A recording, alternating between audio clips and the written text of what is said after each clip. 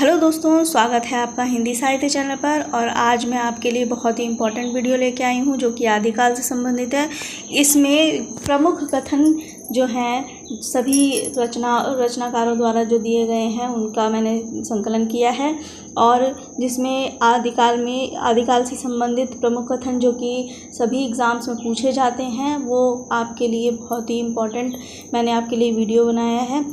Please इसे अंत तक ज़रूर देखिएगा। चलिए शुरू करते हैं। इसमें आचार्य रामचंद्र शुक्ल जी ने आदिकाल से संदर्भित कुछ कथन कहे थे।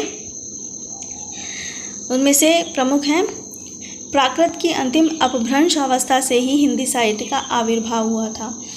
रामचंद्र शुक्ल जी कहते हैं कि जो प्राकृत की अंतिम अवस्था थी उसी से ही हिंदी साहित्य का आविर्भाव माना जाता है। हिंदी साहित्य का आदिकाल संवत 1050 से लेकर 1375 तक, अर्थात महाराजा भोज के समय से लेकर हमीर देव के समय के कुछ पीछे तक का माना जाता है।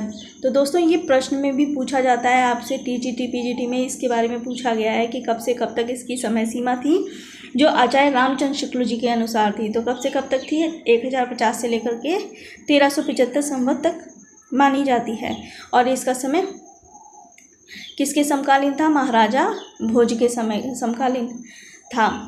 फिर इसमें कहा गया, राजाश्रित कवि और चारण जिस प्रकार नीति, श्रृंगार और आदि फुटकल दोहे राजसभाओं में सुनाया करते थे, उसी प्रकार अपने आश्रयदाता राजाओं के पराक्रमण चरित्र गाथाओं का वर्णन भी किया करते थे। तो मतलब इसमें बताया गया है कि जैसे कि हम आदिकाल में पढ़ते हैं, रासो साहित्य पढ़ते हैं और जितना भी लोक साहित्य हम पढ़ते हैं, तो वो जो है इन्होंने बताया कि राजसभाओं में जो भी कवियों द्वारा गाया गया तो वो आदिकाल के अंतर्गत आता है, और चरित्र कथाओं में भी आता है। तो ये सब चीज़ें उन्होंने बताई।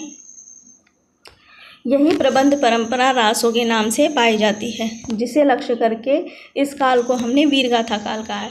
तो आचार्य रामचंद्र शुक्ल जो हैं सभी आलोचकों में से सबसे श्रेष्ठ आलोचक माने जाते हैं, क्योंकि उन्होंने आदिकाल को बिल्कुल सटीक नाम दिया था।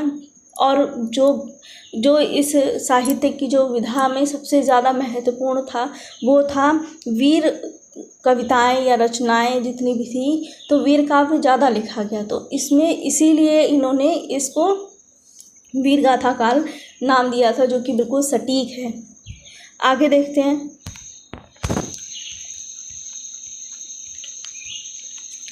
आगे रामचंद्र शुक्ल जी बताते हैं कि अपभ्रंश नाम पहल बल्लभी के राजा धारसेन द्वितीय के शिलालेख में मिलता है। तो दोस्तों, ये इससे भी एक प्रश्न, बहुत इंपॉर्टेंट प्रश्न बनता है कि अपभ्रंश का जो नाम था वो पहल कहाँ पर देखने को मिलता है?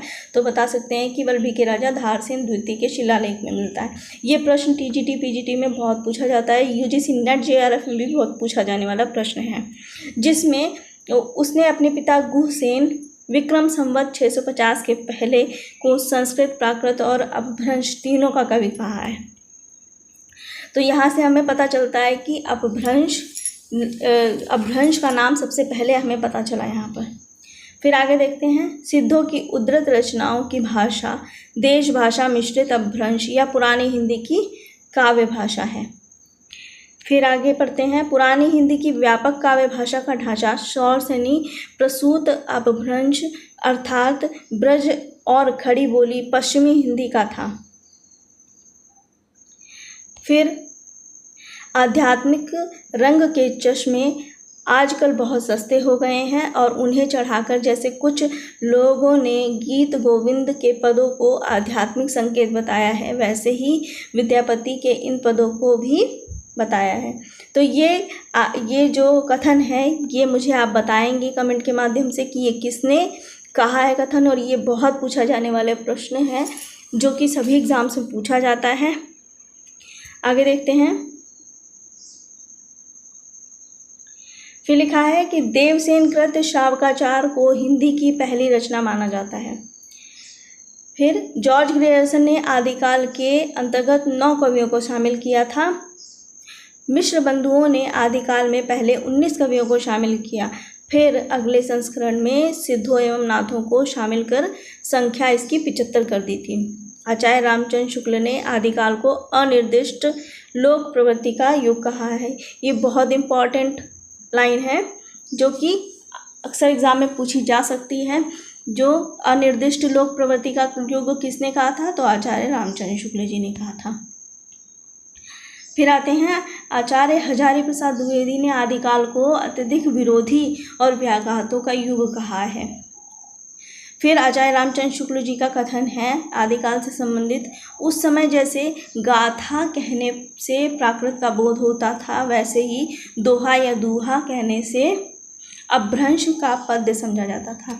जैसे ये इस कथन में कहा गया है, जैसे ढोला मारूरा दोहा है, तो दोहा या दूहा कहने से अपभ्रंश पद्य का बोध किया जाता है। अब आगे आते हैं। फिर लिखा है हजारी प्रसाद द्विवेदी ने, दोहा या दूहा अपभ्रंश का अपना छंद है, उसी प्रकार जिस प्रकार गाथा प्राकृत का अपना छंद है। हजारी प्रसाद द्विवेदी जी ने कहा, जिस प्रकार आचार्य रामचंद्र शुक्ल जी ने कहा, उसी प्रकार ही आचार्य प्रसाद द्विवेदी जी ने भी कहा कि दोहा या दूहा अपभ्रंश का अपना छंद है, और उसी प्रकार गाथा प्राकृत की अपना छंद है। हजारी प्रसाद द्विवेदी ने अपने ग्रंथ हिंदी साहित्य का आदिकाल में लिखा है, इस प्रकार 10वीं से 14वीं शताब्दी का काल, जिसे हिंदी का आदिकाल कहते हैं, भाषा की दृष्टि से अपभ्रंश का ही बढ़ाव है। हजारी प्रसाद द्विवेदी जी कहते हैं कि डिंगल कवियों की वीर गाथाएं, निर्गुणिया संतों की वाणियाँ, कृष्ण भक्ति या रागानुगा भक्ति के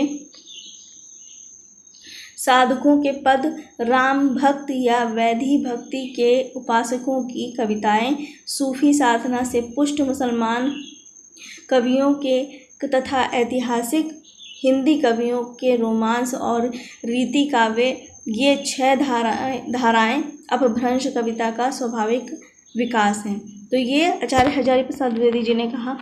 हजारी प्रसाद द्विवेदी जी आगे कहते हैं, गणपति चंद्र गुप्त प्रभृति कुछ एक विद्वानों ने अपभ्रंश और हिंदी के माध्यम से निर्णायक रेखा खींचना कठिन मानकर भक्ति काल से ही हिंदी साहित्य की शुरुआत मानने का मत प्रकट किया है। फिर आगे आते हैं, प्राकृतानुशासन पुरुषोत्तम देव की रचना है। फिर आदिकाल के कुछ नामकरण कर्ता और उसकी प्रस्तुतता के बारे में पढ़ते हैं, जो कि जिस पर अक्सर प्रश्न पूछा जाता है, जो हर एक एग्ज़ाम में पूछा जाता है, तो ये इम्पॉर्टेंट है बहुत ही। पढ़ते हैं, चारण काल किसने कहा था? चारण काल जॉर्ज ग्रियर्सन और एफी के ने कहा था। प्रारंभिक काल मिश्र बंधु और गणपति चंद्र गुप्त ने कहा था। बीजोपन काल महावीर प्रसाद द्विवेदी ने। वीरगाथा काल आचार्य रामचंद्र शुक्ल ने। सिद्ध सामंत काल राहुल सांकृत्यायन जी ने। वीर काल विश्वनाथ प्रसाद मिश्र जी ने कहा था। संधि काल एवं चारण काल रामकुमार वर्मा जी ने कहा था। आदिकाल आचार्य हजारी प्रसाद द्विवेदी जी ने कहा था। जय काल रमाशंकर शुक्ल रसाल जी ने कहा था। आधार काल सुमन राजे और मोहन अवस्थी जी ने कहा था।